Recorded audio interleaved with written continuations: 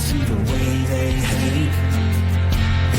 And I know better than to listen to people who are calling us names. I can feel the sunlight shining. Well, good morning. It's Wednesday, November 24th, 2024, and welcome to episode 814 of the Lots Project Morning Show, where the coffee's strong, the opinions are stronger, and everything is always filter-free. I'm Brian, your host, and today I'm enjoying a light Peruvian from foodforestfarms.com, where you can get 10% off with discount code LOTS10, and the shipping is always free. While you're there, check out the C4 Club. Annual C4 Club membership on sale now through the middle of December. Get it in before that last shipping date, or the C4 shipping date in December, or you will miss it for another year. Unbelievable deal. And the other thing is there's only 30 spots available. So either it runs out time-wise or it runs out spot-wise, but either way, it's a limited time offer, and you should check it out today. That's foodforestfarms.com. You can find the C4 Club deal right there when you get to foodforestfarms.com. Discounts do not apply. You can't use the Lots 10 on the C4 membership. So head on over. The deal is fantastic. You don't need that extra 10%. So I appreciate you checking that out. Other than that, we will see what we run into today.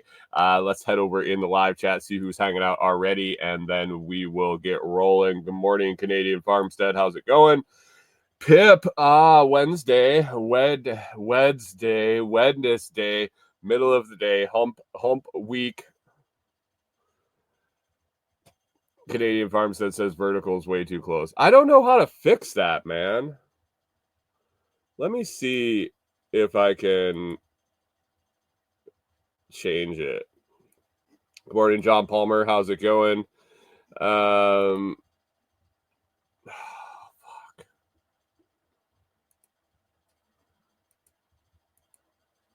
It just won't let me do anything to change it. Oh well. Is that better? Is the gone better? I don't know what the heck why it is it different than it was when I was on the other channel. I don't know if settings got messed up. I don't know what's going on with it, but anyway, we might shut that one down for a bit anyway. So Canadian Farmstead, you over on the main feed again, because I'm gonna drop that short speed. John Palmer, good morning and good holiday. Good holiday. Good morning and good day, good holiday. Happy Thanksgiving. It's not Happy Thanksgiving. I know no need to drop it, but I haven't been happy with the way it's looked in a couple days, but it's just it hasn't garnered enough traffic to worry about it. So I don't know. Things went sideways when I switched channels, and it is what it is. You try. Thanks. Some people might want to see pimples and pores. Some people might not want to see my face in general, whether it's close or far away. So I don't know how it gets so close. Why it gets so close. Probably because I'm only like a foot and a half from the screen. But we'll see. Bless you, Corey. Good morning over there in the back room. Anyway, guys, it's going to be the last show of the week. I talked to Corey this morning, and she's off the rest of the week. We're going to take Thanksgiving and Friday there to take a little vacation for ourselves, since every day that Corey gets off from work, I am doing the show normally, and we don't get to sleep in or enjoy the days off. So last show of the week this week. Thanksgiving, people can hang out with their families and enjoy that time. And then Friday, I don't know what you guys are going to do. I don't know. But Corey and I will probably have a date day or something to that effect, since it's her vacation and we're going to enjoy it. Also have some shakeups coming to the show in the next week to 2 weeks to 3 weeks. I don't know when I'm going to get it all figured out, but probably dialing back on frequency. So we will see. We will see. Got a lot of stuff on the plate, and going into December, going into some things, I'm having to shift some stuff around and seeing where it's going to fall. But more details on that in the days to come. Today, I got to talk about a movie we watched last night on suggestions from the folks here in the audience. Interview yesterday with someone that I shouldn't say I've known, but I've known about for a very, very long time, and it was everything that I expected it to be, and probably more. Fold rolled out a new service, or a new feature yesterday, I believe. Talk about that, and then the free Bitcoin you get for signing up when you want to use Fold, and a couple other things on the list that we might get to. But yeah, good morning. How is everyone doing today? So yesterday, you folks suggested, I don't know which of you it was, Mike's Homestead, Pip. Somebody suggested we watch Wagons East, or asked if we had watched Wagons East prior, and I hadn't. John Palmer says, got a new girlfriend, show pushing the old one to the side. I wish it was that, man. I can't consume the amount of time I consume putting into the show for zero return. I shouldn't say zero return. That's way too harsh. For not enough return to make the time worth it. So at some point you make very difficult decisions on doing things and changing things that just need to be changed, not because you want to, but because it just makes sense. And it's not the new podcast. I'm totally handling the new podcast outside of the time that the morning show is, but there's more lucrative ways to spend my time, and at this point, that's what it's about. That's what it's about. So it I don't know if it was the 2 unplanned 2-week vacations that I had. I don't know if it was changing to the new channel. I don't know if it was I don't know what it was. And it really doesn't matter, but downloads and views and everything are it just doesn't add up. So it is what it is. It is what it is. We'll see. We'll see what happens. But somebody suggested watching Wagons East because we were talking about John McGinley and from Scrubs and Office Space and whatnot. And somebody mentioned it, and Corey, quick as a whip, jumped on Amazon and saw that it was on Amazon Live, and so we grabbed it. We watched it. Oh, it was Canadian Farmstead. Sorry, I mentioned everyone except the person that actually mentioned it. I couldn't remember, man. It was a long time ago, 24 hours. So it was on Amazon Prime, and so Corey and I grabbed it yesterday and watched it last night, and thank you, Canadian Farmstead, for suggesting it, because it was good. It was good. It was above fair. Let's say I didn't immediately buy it. It was good. There were tons of fantastic parts to the movie. I did get a huge Mel Brooks feel, Blazing Saddles-esque, and I jumped on the Googles to find out if it was actually one of his later movies or something in '93. I think it was when it came out. I didn't think that Brooks was doing stuff. Was he? I don't think so, but it felt like a Blazing Saddle takeoff, which is fine. It worked well.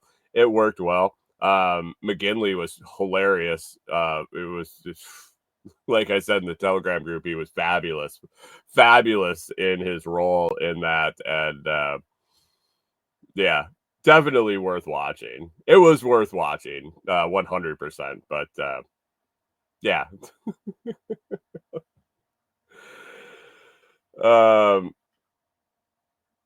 Canadian Farm says John Candy passed before it was finished. Okay.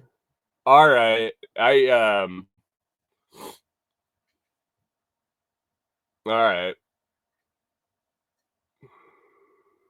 That doesn't sound right though. That doesn't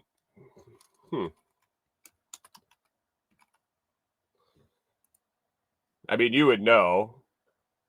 No, John Candy, he probably just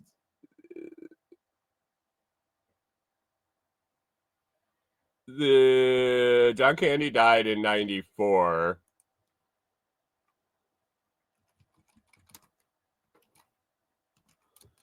And it was 94. Corey told me it was 93. No, I told you it was 94. Sandlot was 93. What's that? I told you it was 94. Sandlot was 93. Oh, see, I'm getting old and senile a little bit. Sandlot was 93. Wagons East was 94. So, gotcha. You were right. I'm sorry. I was wrong. I'll pay the penalty. John Candy died. He said they had to do some body doubles and changes to get the movie done. It happens. I mean, we were talking about The Crow yesterday, weren't we? IMDb gave Wagons East a 4.8 out of 10. I think that's a little harsh. What did Rotten Tomatoes? I don't even see. It didn't even come up. All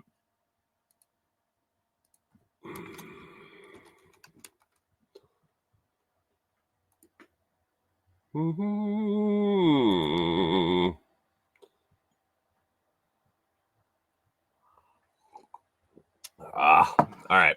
Anyway, sorry guys, a little distraction there. So Wagons East was good. The storyline was pretty good. There were a lot of really funny parts. One-liners and things like that. But as a whole, I'd give it a fair to better than fair, and good for a watch. Canadian Farm says this is not great cinema. It's fun. It's just fun. Well, I didn't go into it expecting it to be like Avatar or something with huge special effects and things like that. It was definitely set in that Western theme, which, like I said, like Blazing Saddles is the exact same thing. And it was done well. There was a lot of stuff there was definitely a lot of stuff that couldn't be put on the screen today. Yeah, it was good. I enjoyed it. Thanks for the recommendation. And anybody out there listening, it's on Amazon Prime right now. So if you have that, you can dial it up and take the time to watch it. You might think it is absolutely asinine and stupid, but maybe not. Maybe you'll get a good chuckle out of it. So yesterday I got to interview Matthew Lesko. I mentioned it on the show yesterday, and did you guys have him? Canadian Farmstead, I was wondering. I sent that message to another Canadian that I was getting to interview him, and it was just like, meh, who? What? You guys probably didn't get the government grant guy on TV in Canada. I don't think he was doing government grants in Canada. He was doing U.S. government grants. So did you guys get the infomercials for the question mark guy? Okay, so you're not familiar. That makes sense. I didn't think that one through very good. But Matthew Lesko, the interview is going to be coming out in late January, I think.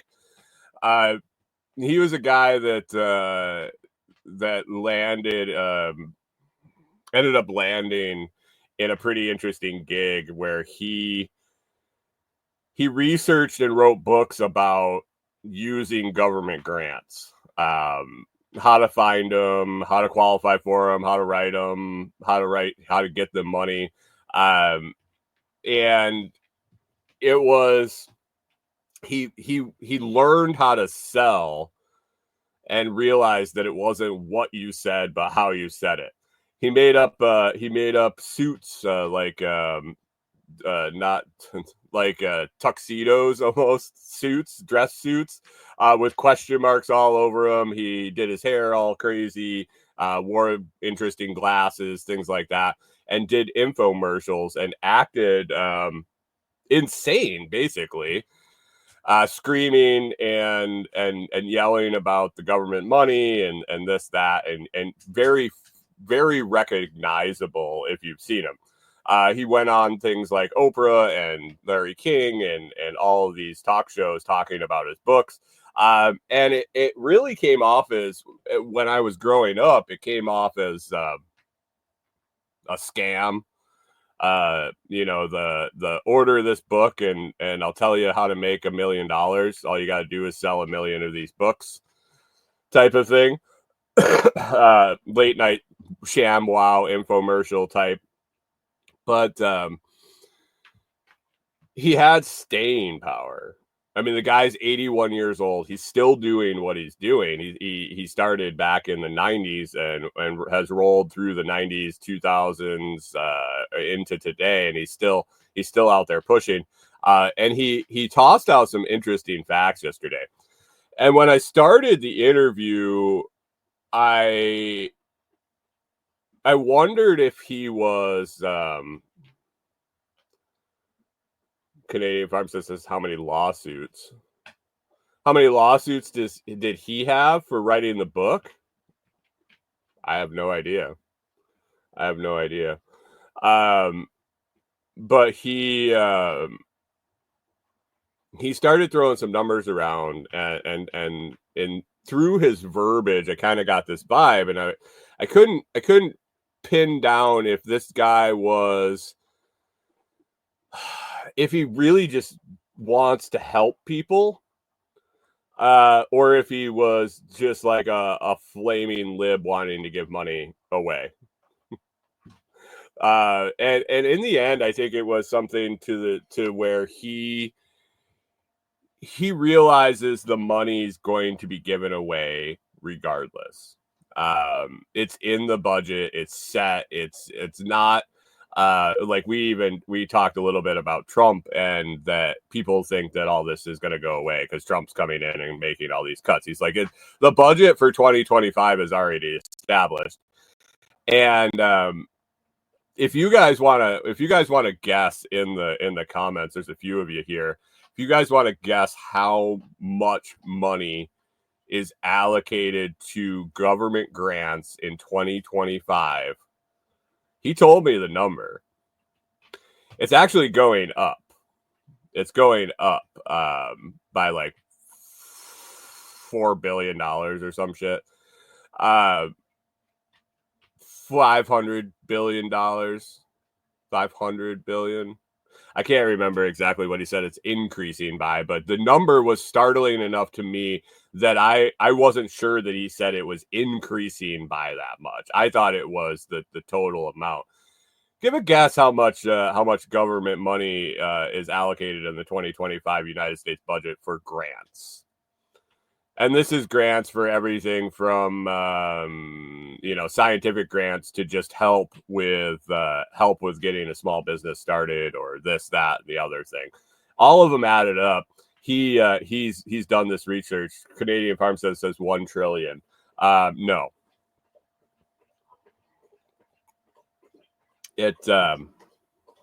No. You're a little shy. You're a little shy. He says you guys like doing things by the trillion. It is in the trillions. Pip says 25 trillion. No, not quite, Pip. Not quite. Uh, $4 trillion. $4 trillion is allocated to grants. Now, Matthew's theory is they're going to give that away anyway. And I asked him, I was like, you're in Washington. You see all this shit. You've been doing this for 30, 20 years. John Palmer says Corey's drinking again. That's Norman having his morning snack. Like I said, these guys have been eating me out of house and home recently. He's just like plowing through food again this morning. But Lesko's been around this for so long. I said, what happens? What happens at the end of the year? You got $4 trillion allocated, and you get to the end of the year, the end of the fiscal year, October. So it just kind of passed last month, 2 months ago, last month. What happens to the money if it doesn't get spent? And he says politicians and bureaucrats are out on the streets in Washington grabbing people to apply for these grants, to give it away. Because it's the old, if we don't spend it, our budget goes down next year. If we do spend it, we get allocated more money. Now, regardless of what you think of government, and that was kind of where we landed, I think, as an understanding is, this system is set in place. We're not going to change it. Trump isn't going to change it. And maybe the collapse of the United States government might change it. But at this point, that ship has sailed. He wants to give people an opportunity to use that money to better themselves and help other people. I think it would be his credo, his MO, his underlying drive. The guy donates his Social Security check every month to a scholarship at a local community college near him. So he understands that, he says he doesn't like helping rich people because they have no soul.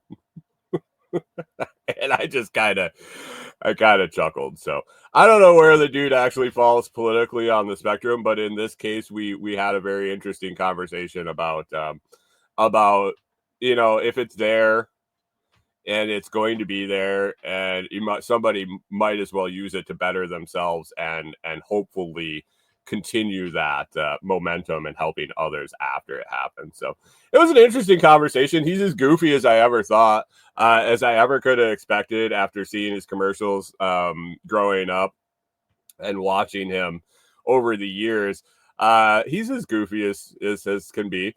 He gives a bunch of websites during the show that we kind of pop on and we check out. I didn't get them up on the screen because it's mostly an audio podcast, but checked out some things that he gave real quick. And then he also has a community now that he's helping.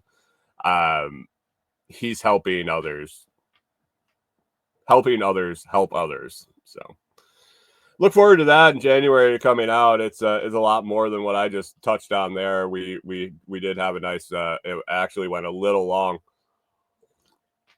And I'm probably going to end up having him back to do a whole longer in-depth episode on getting like finding money for things you need and finding help for things you see. And he said, it's not necessarily just money either. There's a lot of programs that are funded through these grants that provide help to people, non-monetary help, legal advice and all sorts of things. So it was interesting. It was a really interesting conversation, especially with the perspective of me not wanting anything to do with government. And yeah, so should check it out later in January. Today, Rob had Rob Tracy released episode released today. Rob and I had a conversation about him growing up and ending up being a performer.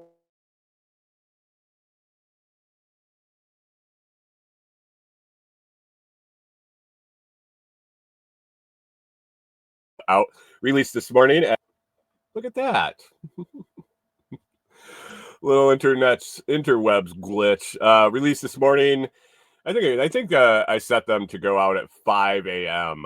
Monday, Wednesday, and Friday. So that was released today. It's a good episode. You should check it out and definitely share it with others. Got a notice from Fold yesterday. Fold debit card. Been using it for a couple years now. Earn Bitcoin on all your transactions. Sorry, Canadian Farmstead and all the other Canadian listeners. It is not available in Canada. You have Shake Pay. You got Shake Pay up there. It's very similar. But Fold has been Fold's kicking it in the ass, man. Fold has been constantly improving since I heard of them. Since I signed up for my card way back, I think Fold has been constantly improving, trying to make their service better. Some people got upset when their reward system changed. We've talked about that on the show before. It had to. It was unsustainable what they were doing. And if you go into it understanding that, and take advantage of it while you can, and understand that it's not an endless flow of free Bitcoin.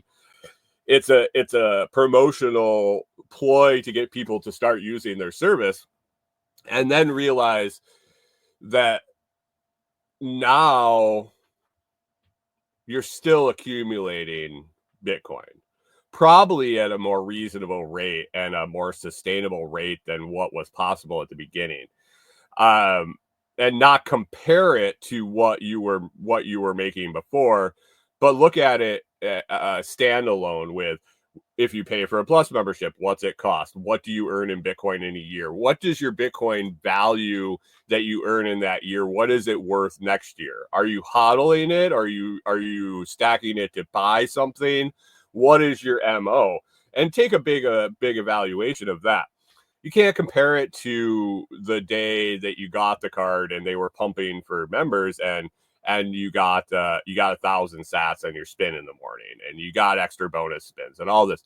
It was gamified to launch the product. I know a lot of people got ticked off when they changed the rewards. You know what? My bank account on my debit card has 0 rewards. Nothing.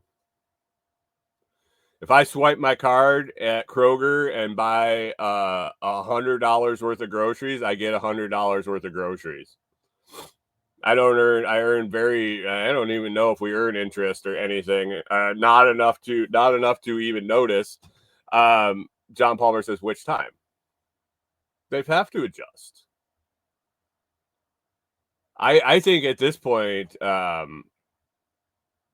John, you saying which time when they change the reward structure?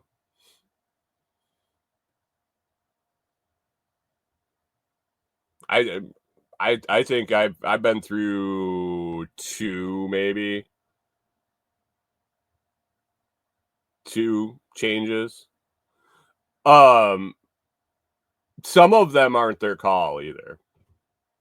Some of the changes they have to make are because of crypto cert laws that come into place.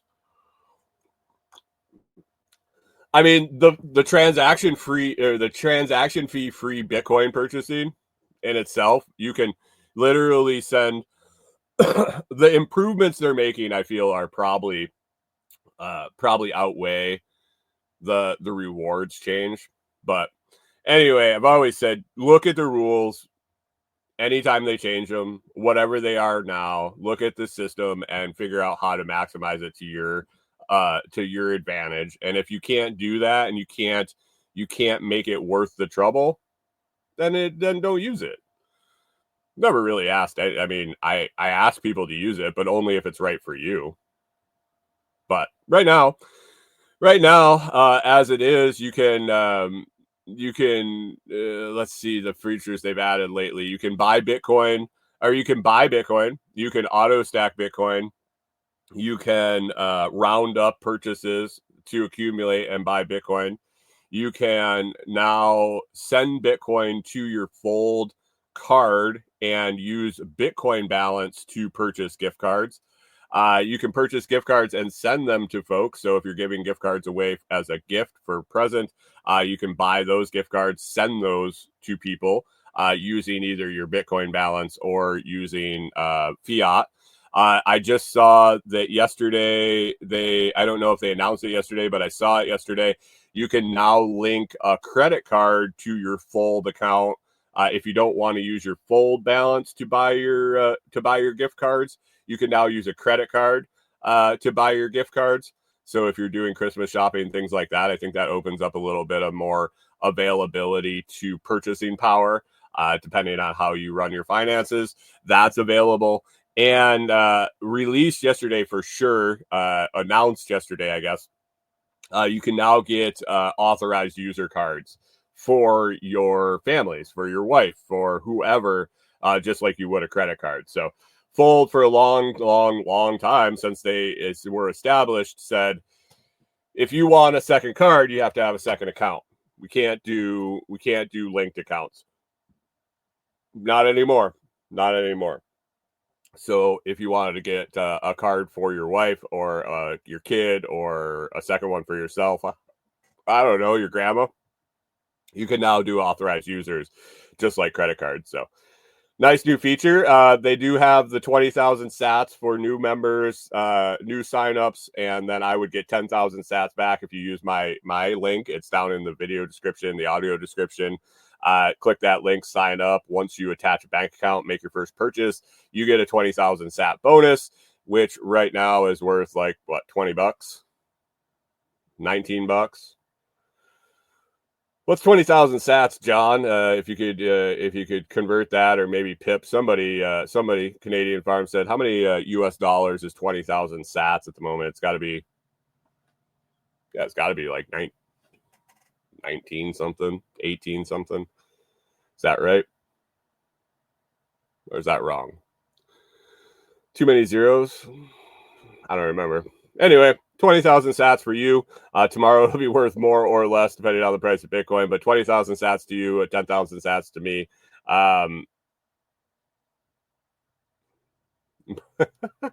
Mike Homestead says, send me an authorized user card. I'll help you earn. Yeah. Because my balance, $18. Okay. I mean, it's $18, but last year it was 10 or 5. Fuck. That's the beauty of those rewards, guys. If so, think about this.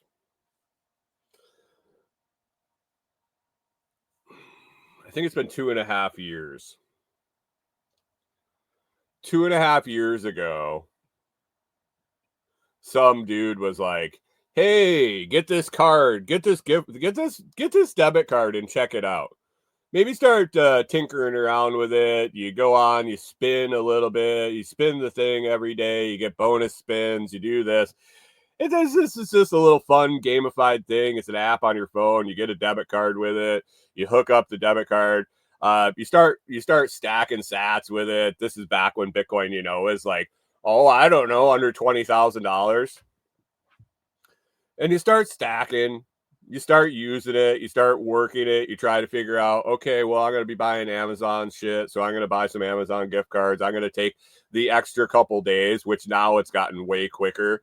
And now they have direct deposit and all sorts of features. But back when everybody was like, it's too hard to have to think about what I'm going to buy and transfer money there. And it takes 3 to 5 days for the money to show up. Yeah, you know what they did for that inconvenience? They rewarded you very nicely with rewards, with Bitcoin rewards. And you stack those rewards, and you got 1, you got 10, you got 1,000. But as those accumulated, because guess what? You could just throw them in a wallet. Because if you're swiping your Bank of America debit card, you're not earning anything. So you're not out anything except a little extra time and hoops to jump through to get the earnings. Put it all in a wallet. And as Bitcoin increased in value, 20, 30, 50, 60, 80. Now we sit at 93,000. What do those rewards look like? The value of the rewards keeps going up. You get paid in a static amount. You get paid in Satoshis. The value of the Satoshis goes up or down. Stack them and wait and see what happens. What are you out?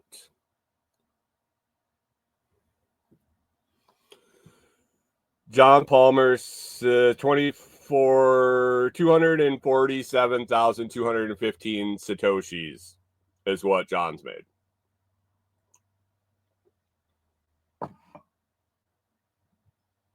Was it worth it, John? If Bitcoin stayed at $93,000 for the rest of eternity, and you stacked all those sats, was it worth the trouble you had to go through? Was it worth the price you had to pay? Was the juice worth the squeeze? Because I look at my rewards balance and my fold card, and obviously I'm continuing to use it. But boy, am I glad I jumped on that when I did.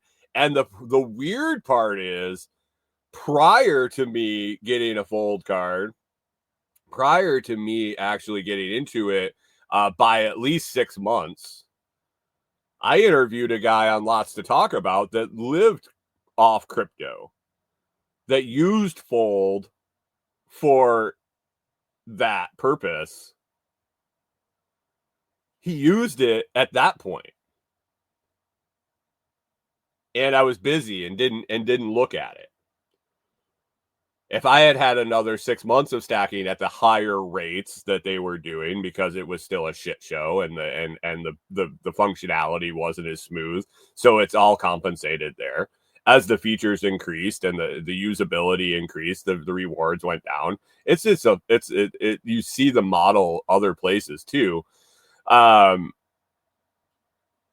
It just stacks, man. And if you go in once a month and you pull it out, if you take advantage of the auto buy features, your DCAing, I believe you can get down to $1 a week, $1 a month in Bitcoin purchases. If you can, if you do those roundups and do 1x, 2x, 3x, 4x, 5x roundups, where if you got that spare change hanging off on a purchase, $1.65, you got 35 cents there. It rounds that, puts it into a little kitty that when it accumulates to $5 or whatever limit you say, it buys Bitcoin with it. You can multiply that too. So that 35 cents, when you have that 35 cents hanging, you can do 2x. So it's 70 cents goes into your Bitcoin roundup fund, or $1.40 if you 4x it. It's an interesting concept. And if you're just looking to accumulate Bitcoin for doing the shit you're doing already, it's fantastic. The fact that they've added in the functionality of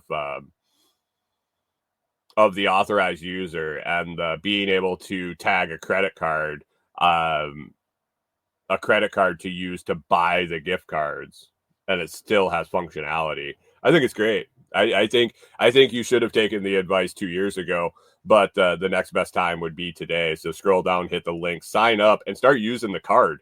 Sign up using my link or not. I just think it's to your benefit to investigate. Canadian Farm says it's better than a kick in the nuts with a frozen boot. I mean, I guess that depends on what you're into. Some folks might like that. So that's the new news with Fold. I saw an article yesterday that I had to put on the list here. It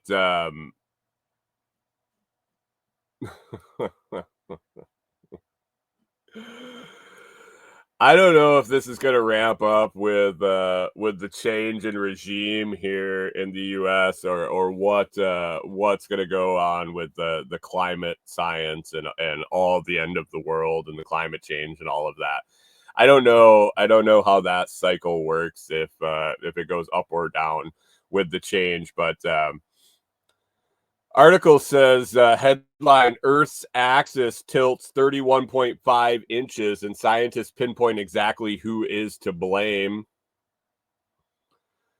All right, I'm going to stop for a second. I know that we are taught all sorts of shit in school. I know that as I've gotten older, I've discovered that maybe more than likely several of the things that we were educated on in school may not have been actually accurate or partial truths or things like that. My understanding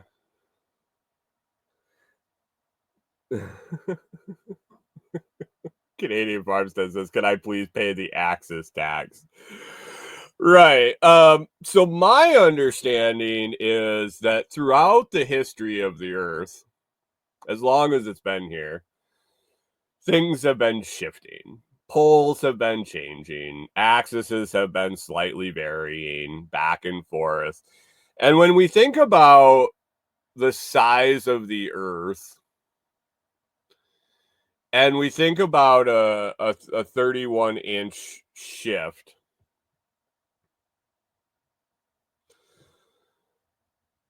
what is the scale of the impact of that? I don't know. Like, I'm not saying that it's not a big deal. I'm not saying that it's a huge deal. It might be earth ending. Who knows? Is a 31.5 inch shift of the North Pole or the axis, the North and South Pole, is that earth shattering? Is that we don't even notice it? We obviously haven't noticed a whole lot because nobody's like falling off the earth or that. Pip says it's just 31 inches and you won't feel it, right? I assume that the Earth routinely shifted around. That this was a pattern that happened over and over and over again, almost like the global warming and the global cooling that they jump on to say that it's all our fault. Stuff that was happening before we were here, and you know, the whole insanity of it. But regardless, I was curious who's to blame for this 31.5-inch shift in the poles, the axis of the Earth. Here we go. Humans have been identified as the culprits behind a startling shift in the Earth's axis by almost 31.5 inches, nearly 80 centimeters, a recent study reveals. Climate change researchers uncovered this alarming detail, pointing to human extraction of groundwater as a significant factor that can both alter our planet's rotation and contribute to sea level rises. Pip, be careful. Florida will soon be underwater if we pump any groundwater out of Russia anymore. Wait, is that the right tipping? If we tip the Earth this way, does Florida flood? Anyway, from their findings, scientists noted the staggering quantity of Earth's water resource redistribution of water, not redistribution of wealth this time. The Earth's water resource redistribution caused an average of 0.24 inch increase in sea levels, a quarter inch of sea level rise, between the years 1993 and 2010. Pip says, I thought the Earth's axis wobbled naturally. So did I. But anyway, it sounds like we've had a quarter inch increase in sea levels between 93 and 2010. I don't know if that sounds congruent with the other data I've seen.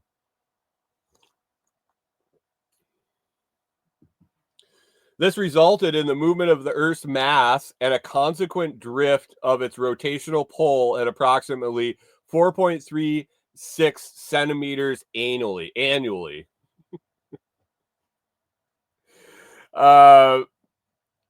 Seoul National University geophysicist and leading author Ki Won-seo, I don't know how to say his name, I don't speak Korean, remarked, Earth's rotational pole actually changes a lot.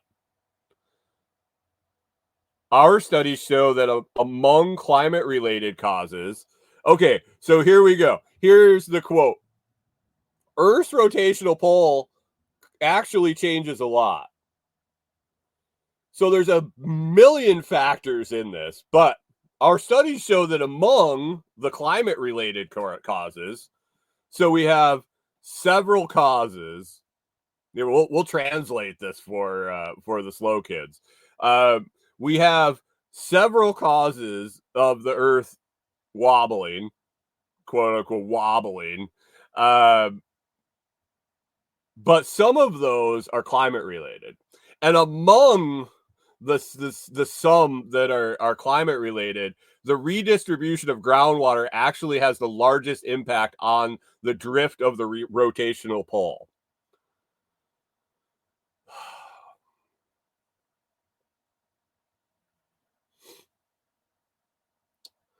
So one of the several causes has several causes, and this is the biggest one.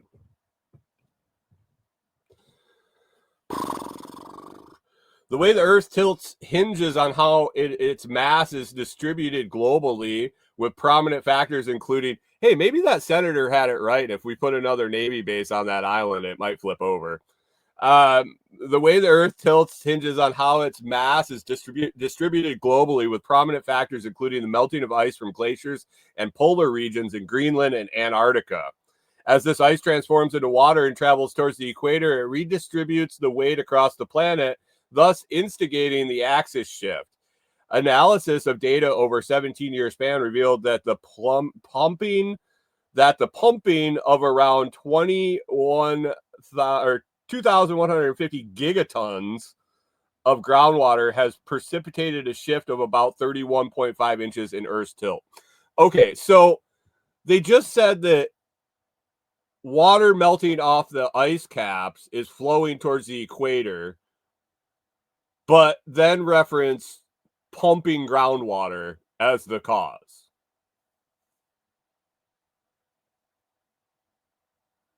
Pip says, don't listen to what we said, listen to what we're saying now. And Pip says, so does this mean Coke can't take the spring water in Florida anymore? Mike Soap says, we think possibly this is happening. So is it the ice caps melting and the water going to the equator, or us pumping groundwater and redistributing? I can't say the fucking word.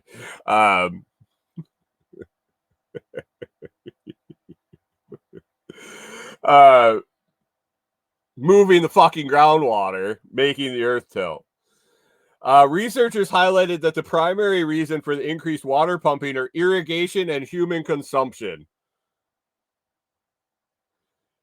Sal pointed out, observing changes in Earth's rotational pole is useful for understanding continent-scale water storage variations. The observation connects local water movements to potential global effects on the planet. The researcher expressed mixed feelings, saying, I'm very glad to find the unexplained cause of rotation pole drift. On the other hand, as resident of the Earth and a father, I'm concerned and surprised that pumping groundwater is another source of sea level rise.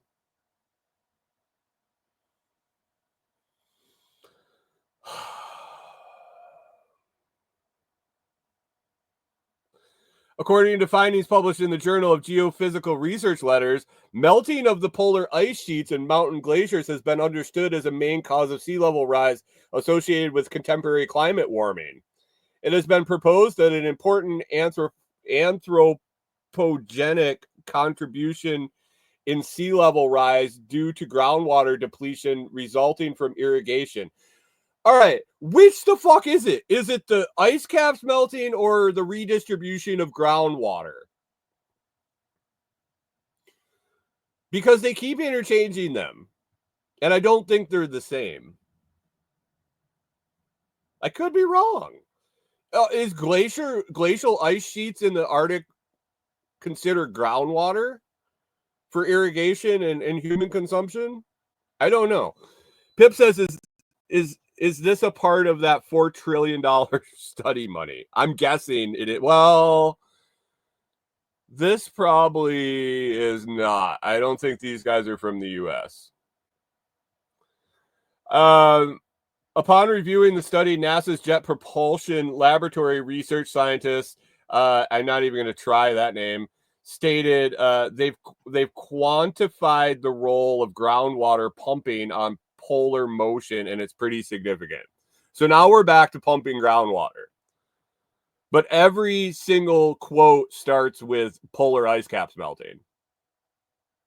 This is trash. The implication of this discovery add a new dimension to our understanding of climate change and how we address it. Stop drinking water. I guess what they're going to tell us. Oh, now we got a NASA guy in the art. I just don't understand. This shit's all over the place.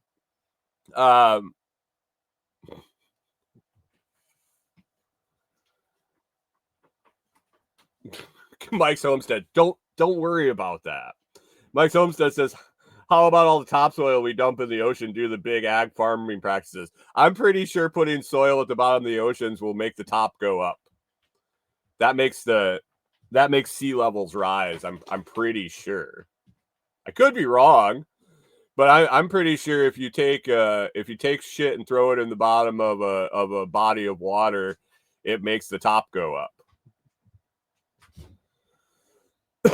Pip says no more water and eats the bugs. There's enough water in the bugs. You don't need to drink it. We're gonna flip the earth over if we keep pumping water.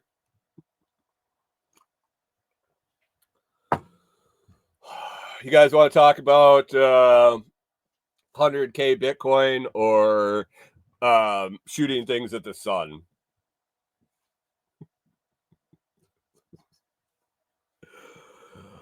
Oh, first of all, I have a question. For those you guys over on Noster that are watching might have a better feel for this, or I guess the guys in the chat here. Would you call Bitcoin a token? Personally, I don't. I wouldn't refer to Bitcoin as a token. Maybe it is.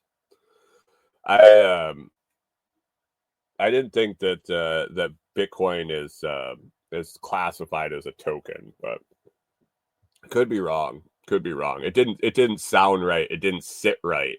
And the quick little research I did didn't really reveal a definitive. Pip says Bitcoin is not a token. That's where I was with it. I just wasn't. It was interesting. Let's talk about shooting shit at the sun. Since we're talking about sea levels rising and all this shit. Article by Harry Weber. Why can't we just launch all of Earth's garbage into the sun? Mike's Homestead says Bitcoin's a meme coin. Right? For sure. It's a meme coin. When moon. Meme coin.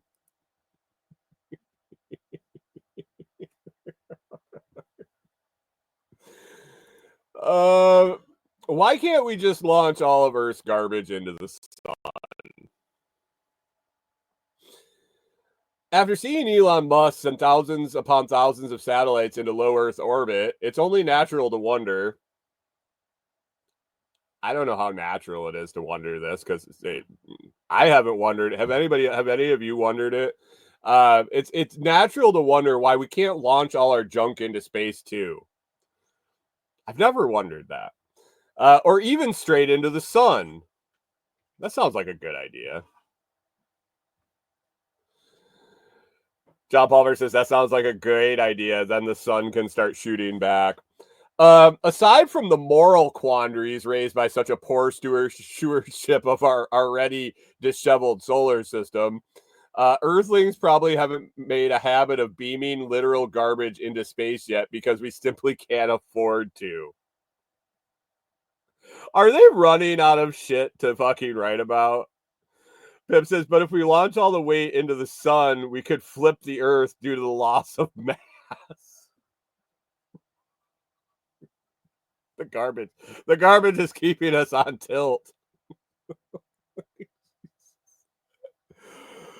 It's not cost feasible at all. You require a lot of thrust and a lot of fuel to do that, explained John L. Cresistis, a professor of mechanical and aerospace engineering at the State University of New York at Buffalo. I attended that school for a few years. Mike Homestead says, "Hate to see that garbage bill." Yeah, no shit. We got a sun launch tax going on your garbage bill now.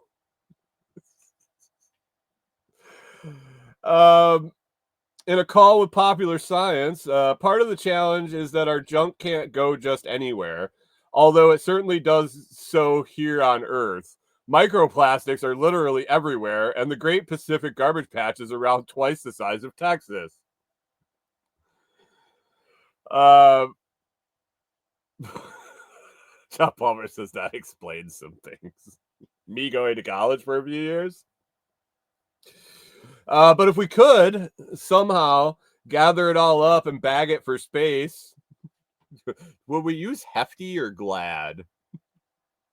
You've got to get it away from the Earth's influence. At least 22,000 miles from the surface, warned Cassidis. Otherwise, we'd risk our junk colliding with satellites and eventually finding its way back home. We already have a relatively unregulated orbital junk problem with tens of thousands of known objects up there and counting. Much of it burns up upon entering Earth's atmosphere, fortunately. But earlier this year, a chunk of space station survived recently re-entry and actually crashed into a home in Florida. Pip, where did the space station crash? Why do we have to put it into the sun? Here's a interesting thought.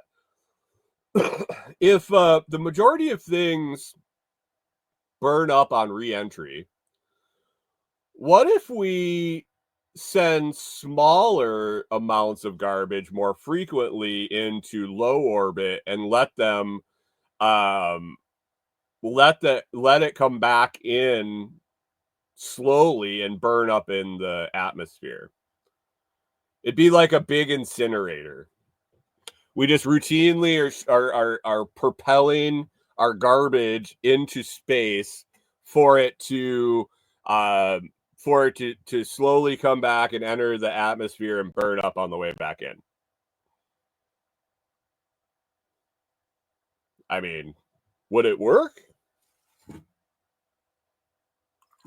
That way you don't have to get it that 22,000 miles away to get out of the Earth's influence. We low shot them and expect them to come back in and burn up.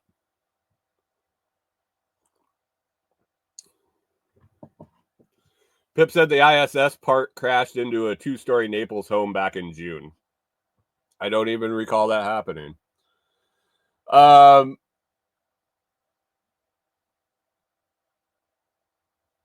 Okay. Okay, but what about simply firing our trash towards the moon? We don't want to tip the moon's axis. You definitely don't want to send it around the moon because it could crash onto the moon, right? You want our junk to pile up on the moon? Who fucking cares?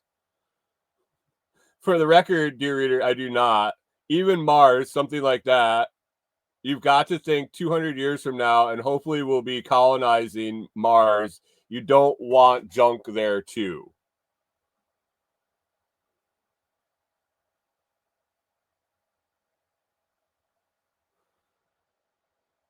Pip says 2.9 tons of used batteries. Can we please shoot all the lithium batteries into the sun and then complain because it gets too hot because all the lithium batteries are burning up on fire in the sun? Or maybe we could send all the lithium batteries to the moon, light them on fire, and it would be like a new sun.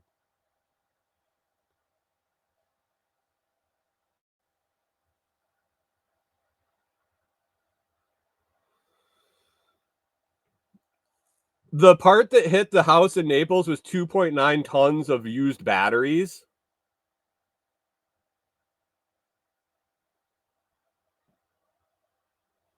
Is that what you're saying there, Pip?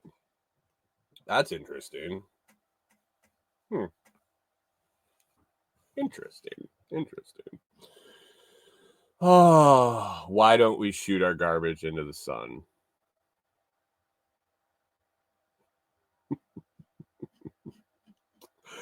I can't even go on with the rest of it. Crypto.com. Was this on crypto.com? Why Bitcoin stopped short of 100,000 milestone and when it might get there.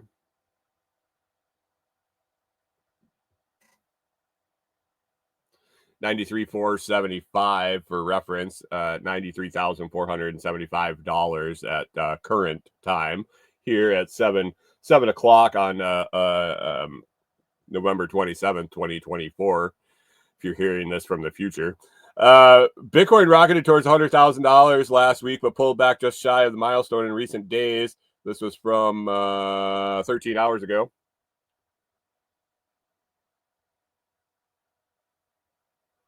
Okay, follow up on the house in Naples. Pip says the pallet of batteries was 2.9 tons that was ejected in 2021, and whatever did not burn up hit the house 3 years later. Great. We just have we don't have anything else to worry about with earthquake giants and eclipse giants and all sorts of things like that. Now we have to worry about falling batteries. Bitcoin rocketed towards 100,000 last week, but pulled back just shy of the milestone in recent days. The 6-digit mark is a stiff resistance level and psychological selling point for investors, a source told Business Insider. Even if the correction deepens, analysts still expect Bitcoin to top 100,000 this year. The crypto market held its breath last week as Bitcoin verged on breaking through the $100,000 mark, only to be disappointed as the momentum stalled and then sharply reversed course. Disappointed as in buy more at a lower price. Here it is. This was it. This wasn't crypto.com. This is MSN.com. The token's price reached a record $99,655.50 on Friday, but fell back just before crossing the 6-digit milestone. This was as of 2:53 Eastern on Tuesday. The cryptocurrency traded at 91,749. Hey, we're back up another $2,000. Nearly 8% drop from its all-time peak. They're talking 8% drop. What was it up in the previous 4 weeks or some shit? It was unbelievable. We had an 8% pullback. Oh my god.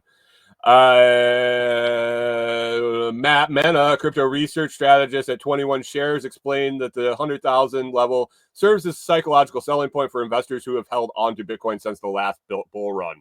I think it's a psychological point regardless. I think a lot of people had sell orders in it at 100. It just happens.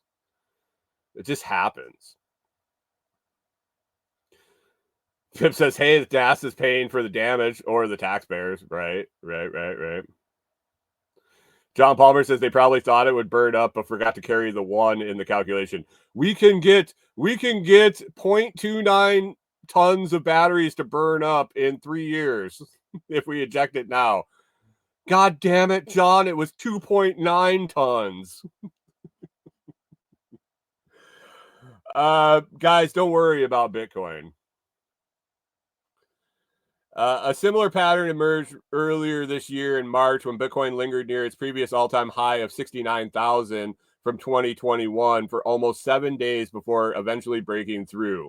As the price approached the level, many participants from the last cycle began taking profits, anticipating a potential sell-off. Other analysts said there are other factors that can be also blamed for Bitcoin's deepening correction. What a bunch of fuck. What a bunch of fun. Deepening correction. FX Pro chief market analyst Alex Kuptizivich pointed to easing geopolitical tensions between Lebanon and Israel, reducing investors' appetite for safe haven assets like Bitcoin.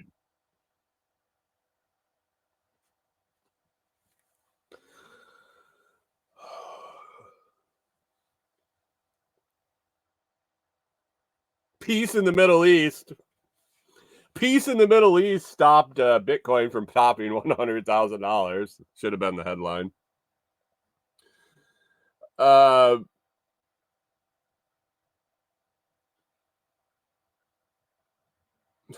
my God. It's just nonsense.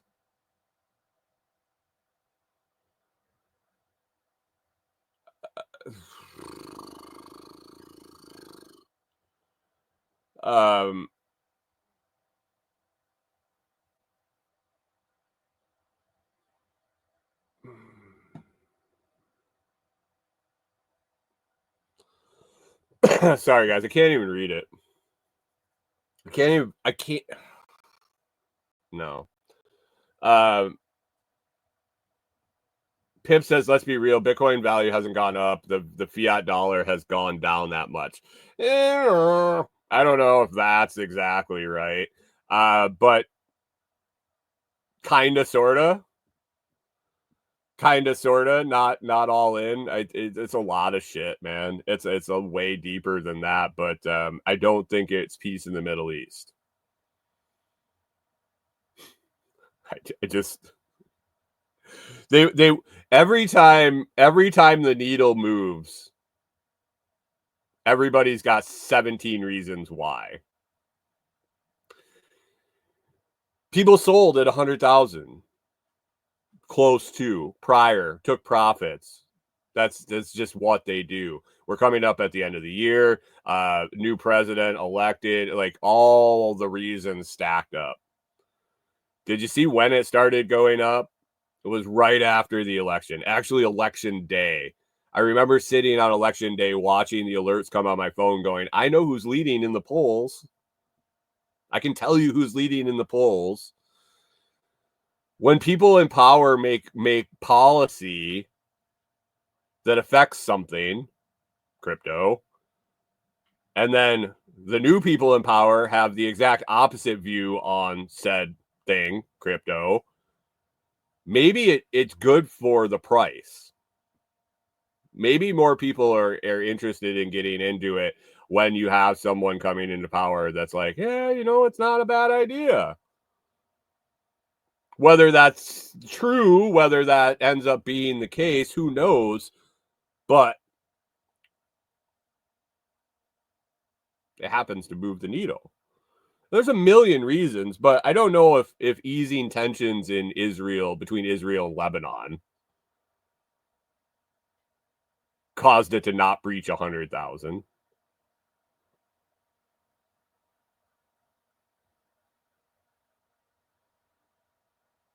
John Palmer says speculation. Or just natural trading patterns. I mean, like he said, that it happened the same thing at 69. It happened at all the all-time highs. 100,000 is a huge round number. It's a huge stepping stone.